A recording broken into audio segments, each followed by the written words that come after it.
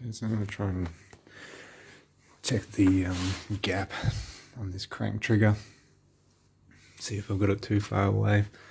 I know that the trigger isn't perfectly centered too. It has got a smidgen of run out. I hope that's not going to cause any issues.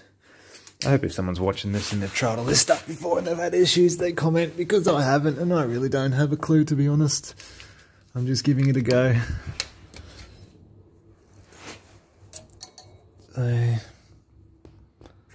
So that's 1.4 mil on that side. Not focusing very good for you, is it? So I've got a little spacer there. I did have it, as I said, I did have a different sensor, so I needed to make this little spacer on the lathe. I need to turn the motor over. There's a big stud now instead of a bolt. It is tapped to the crank bolt size on the other side. It threads in, it's Loctited in, and then this nut's Loctited on. This washer is obviously welded onto this, and then there is a big spacer in behind there that takes up the gap, so you're not obviously pulling and bending this plate as you're trying to pull it down. And then I've got a little dowel pin here that's pinned just into the front of the balancer to hold it in. So I'm going to try and turn this over. I might put 4 marks. I'll use this other mark that's up, that other white mark that's up there.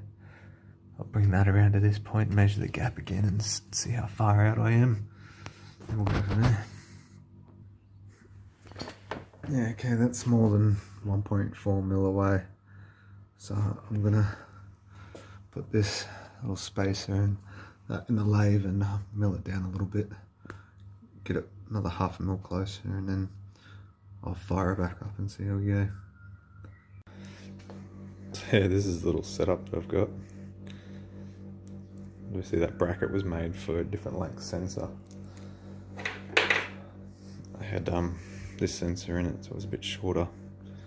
It didn't seem to work really well. It's really doing the same thing now, so I don't know what's going on really. But at least this sensor is out of a Falcon, and it is a known sensor that Haltech have got data for, so that's why I thought this one would be better. So I've just got to machine another half a mil off both this little spacer here and this spacer here, using a bit of a lathe, and then yeah, I'll get that done and we'll go back and try it. Obviously safety glasses should be used, but I can't see, it's only these.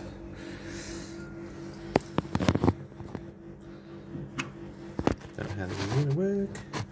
Just try and move this frame up in here so I can get a bit of a shot for you.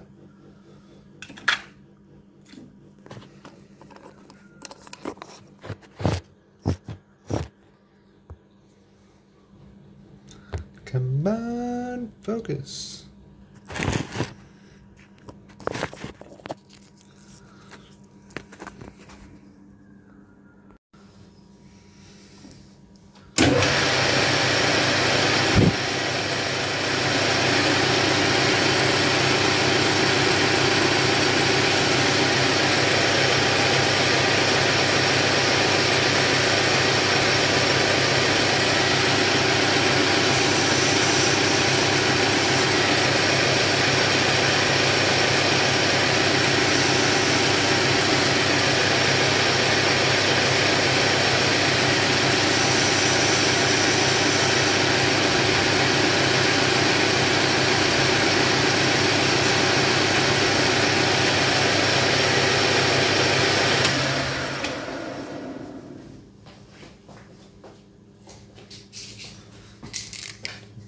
You'd never use one of these things before, you need one too. They make deburring edges very, very easy. Beautiful. That's one done.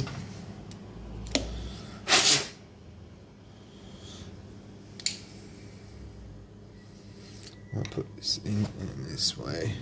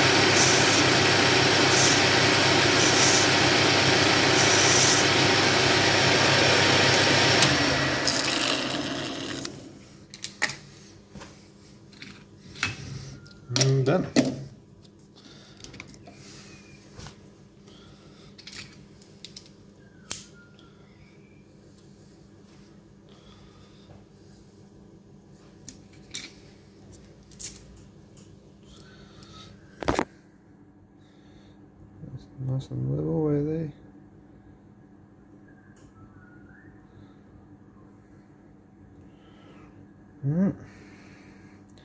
Round 2, well, probably round 10 now.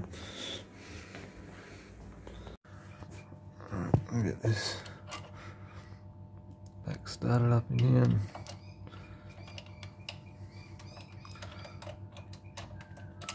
There's the bloody hole.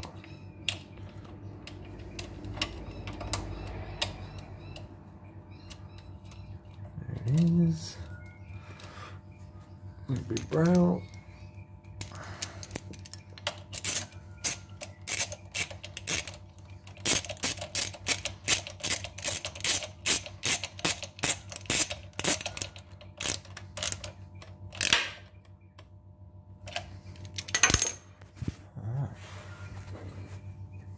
There's a gap looking now, a little bit better.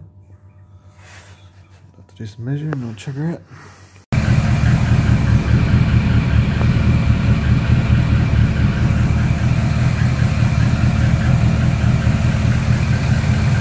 I don't want to jinx it yet, but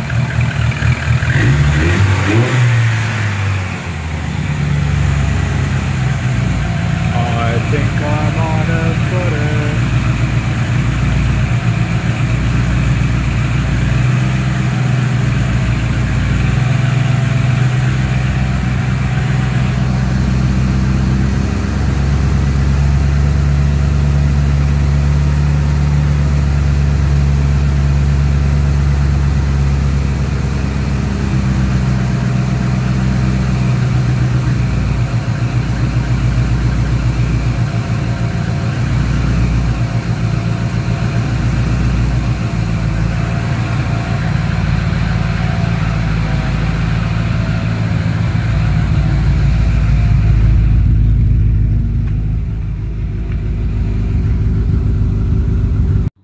Okay, boys and girls, let's use a runner.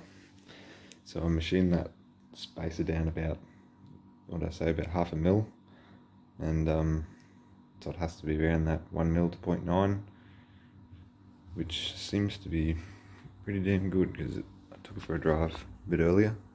Everything seems very happy. I will try and figure out how to get a camera mounted to make it a little bit safer, but it's just damn sketchy trying to drive this thing and hold the camera. So when you're trying to work this out, obviously this is on the Haltech. It is handy if you bring up this little trace table in the diagnostics part, just so you're not flicking back from the main table all the time. Obviously this is all the setup table for the triggers. So the trigger type, generic multi-tooth on the crank, signal tooth on the cam. The trigger signal is obviously located on the crank. Just put in the number of teeth. The TDC offset angle is pretty much, once you get it all working and actually getting a spark, you will need to figure out that offset angle with a timing lot. So obviously you go into, when you're setting up that, you go to the ignition lock mode, lock it out of degrees, 0 is fine. Get a good, make sure you work exactly. I actually pull number 1 spark plug out, find pretty much close to dead center. We've got a little dial indicator with a really long end on it. I stick that down onto the piston, I 0 it, then I'll rock it back and forward until I've found exactly top dead center. Get a good mark wherever you want to mark it, but I've pretty much marked mine right there. And obviously there's a cam. I use the 0 marker on the actual cam gear. I just go with the cam because I don't run any covers, and it is a bit of a fight if you run covers. Sometimes that mark still isn't right, so it's good to just check that you are on perfect top dead center. It is handy to have a friend, or if you can find a button or something from your starter motor and just you turn off the injectors. And the fueling table, there's a little box there for disable injectors. You disable them, crank the engine until you pretty much get, and just keep changing that number until you get it on top dead center. If you are setting up the standard, if you still had a dizzy in, I think it's in the 360 something degree mark at the factory dizzy. If you do get stuck and you do have a Haltech and you want to try this, I do have a map for the factory dizzy that will work for a startup. It'll probably even work on a B series, anything with that OBD. I don't know if it's OBD 1 or 2. I'll show you the distributor. This is it here. I didn't really know much about the stock Honda wiring because I didn't really play with it too much. I pretty much ripped it all out straight away, except for this. I just had to figure out, and I just went through and worked out which wire we're doing. There's actually 3 sensors, but the Haltech only needed to see 2 sensors out of that. I constantly had issues with this, but with mainly revving at over 7,000, around that mark, that 7,000 RPM, it didn't really like to do it. It always got little misfires here and there, and I'd get constantly check engine lights. Every time I plugged the laptop back in, no doubt every time I'd plug back in, there would be a check engine light for a ignition issue of some sort. Now, I can drive around for 3 days, 4 days, and I'm not getting anything. Yeah, so it's way better now. Even with my other sensors that I was having issues with, I still didn't get as much issues as that thing. So they seem to work on the Honda's alright, but I think the Haltech's a little bit more picky. So, and then obviously the rising and falling edge on the sensors, you've got to pretty much play around changing it from rising to falling edge on each sensor, as well as changing the wires. So those two, you actually need to flip them around and keep changing it until you get it to look a bit happier. And once you're getting a constant spark, that you pretty much, when you're changing those rising and falling edges, that's pretty much the first thing you need to do. You don't need to worry about that. You just need to get this basic stuff in, that the ECU needs to know what it's looking for. As long as you better have that right, obviously.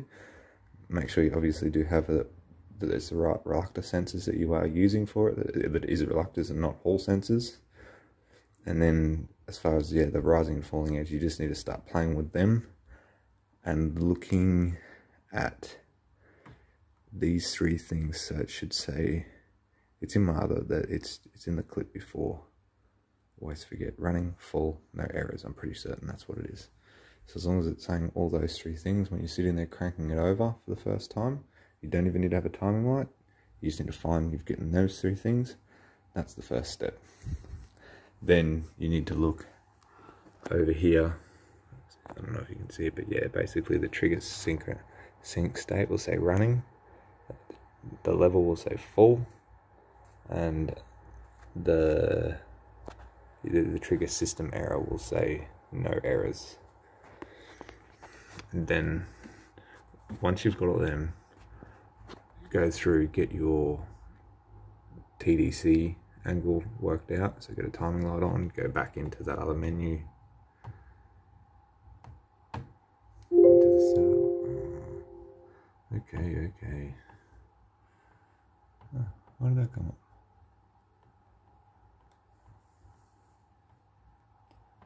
So that's when you need to work that angle out. You get it pretty much close. You could just jam in a number if you get the timing light close to it and you want to do it running, that's fine if you're impatient, but you need to get that somewhat close before you fire the car. Once you've got the car fired, these home arming voltage, you might need to play around with these to get the car a little bit happier. Arming voltage there, they're down in the ECU navigator down the bottom, right down the bottom in triggers. So you might need to play around with them a little bit.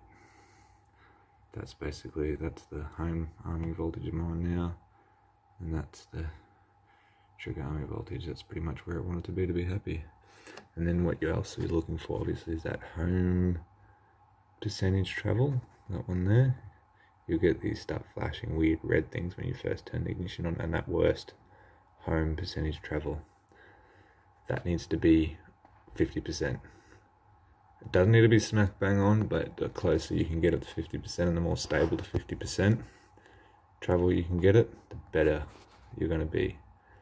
Sometimes you will also need to play, this was the biggest thing, I honestly think, is basically the relationship between the cam sensor and the crank sensor. When the engine is turning over, when it starts to see the falling or rising edge, it can't be sending the falling or rising edge of each sensor at the same time.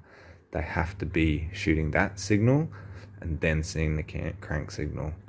Vice versa, it cannot be sending the signals at the same time. That's why a lot of aftermarket kits you actually buy, they have adjustments in the crank trigger to be able to change that. Didn't really know that when I was making this up. As I said, this is all trial and error stuff that I've had to work out along the way, so that's why that sensor is mounted a little bit differently now, but it's mounted in a way that I could actually adjust it. And the big lock nut on the end, she ain't going anywhere. One day I will make up a better bracket for that, but it seems to be right at this point in time. So yeah, that's pretty much the full setup, and that probably is the biggest difficult thing, trying to work out that distance to get the gap right between, so when it's shooting the both sensors, both signals, that it's not seeing it at the same time. And yeah, changing the falling and rising edge sometimes helps that, but you also will need to have it so it's adjustable. But I think that is about it. But yeah, other than that, the car, at least you can get in now. We'll do a bit of a sweep. I don't know if you've seen that before with the Haltech too, when you hook up your tacho. Thought that was pretty cool.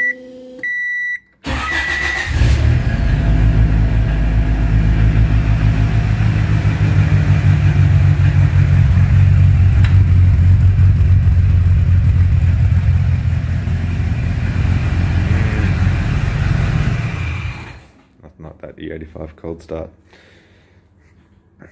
Well, hope you like that video. Give us a like. See you later.